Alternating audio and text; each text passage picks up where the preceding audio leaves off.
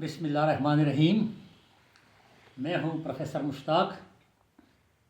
سب سے پہلے اس عظیم ہستی کے نام جو ہمارے شارک سے بھی زیادہ قریب ہے مگر ہم نے اسے بھلا دیا ہے، بقول اکبر مصیبت میں بھی یاد خدا آتی نہیں ان کو، دعا منہ سے نہ نکلی پاکٹوں سے عرضیاں نکلی۔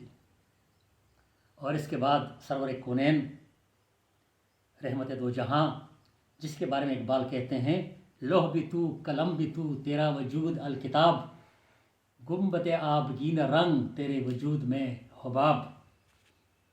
حاضرین، آج جس مصیبت، غم اور مشکل وقت میں ہماری پوری قوم گزر رہی ہے، ہمیں اللہ سے دعا مانگنی چاہیے کہ یہ غم کی گٹھا ختم ہو جائے۔ چونکہ سب لوگ اپنے اپنے گھروں میں مقید ہیں اور پریشانی میں ہے، میں نے سوچا کہ کیوں نہ آپ لوگوں کے ساتھ ادب اور تاریخ کے بارے میں گفتگو کی جائے، تاکہ ادب اور تاریخ کے کچھ ایسے گوشے جو ابھی تک آپ کی نگاہوں سے اوجھل رہے ہیں اسے آپ تک پہنچایا جائے۔ چونکہ اسلامی تاریخ کا آغاز حضور صلی اللہ علیہ وسلم کی ولادت بعد شہادت سے ہوتا ہے، وہاں سے ہم شروع کریں گے، اور اگر آپ کو یہ ویڈیو پسند آئے تو پھر اس کو آہستہ آہستہ ہم 2020 تک پہنچائیں گے۔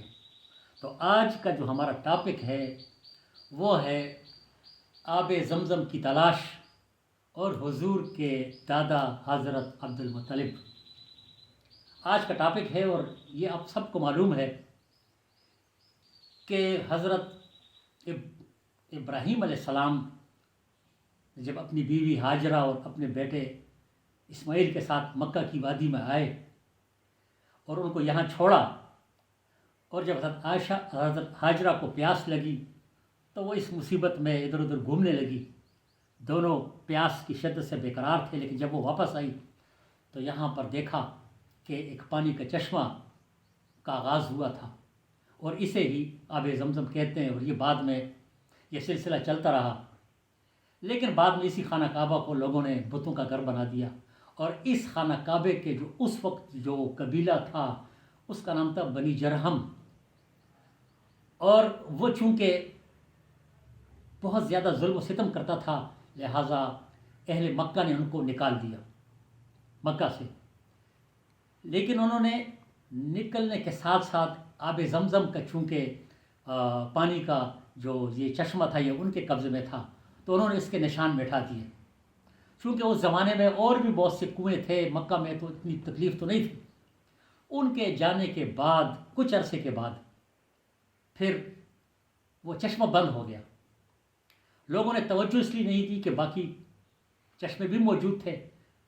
عرصہ دراز کے بعد وہ چشمے، وہ کنویں کم ہونے لگے، اور یہاں تک کہ پانی کی جب شدت بڑھی تو لوگوں کو آب زمزم کی تلاش دوبارہ ہوئی۔ اس دور میں مکہ کے سردار حضرت عبد المطلب جو حضور کے دادا تھے، انہوں نے اپنے قبیلے والوں سے کہا کہ میں آب زمزم کی تلاش دوبارہ کرنا چاہتا ہوں، مگر کسی نے ان کو ساتھ نہیں دیا۔ اور جہاں پر آب زمزم کا چشمہ تھا وہاں پر انہوں نے بتوں کی قربان گاہ بنائی تھی، جہاں پر ایک بت بھی نصب تھا جس کا نام نائلہ تھا۔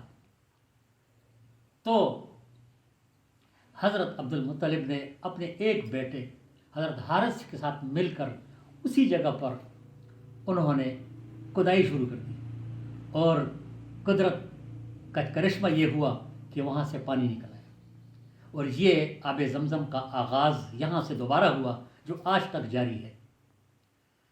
تو جس وقت آپ اس چشمے کو کھود رہے تھے تو آپ کے ساتھ صرف آپ کا ایک ہی بیٹا تھا، اور کوئی اور بھی آپ کے ساتھ کام کرنے کے لیے اس لیے تیار نہیں ہو رہا تھا کہ وہ ڈر رہے تھے کہ یہ بتوں کی قربان گاہ ہے، ایسا نہ ہو یہاں پہ مصیبت آ جائے۔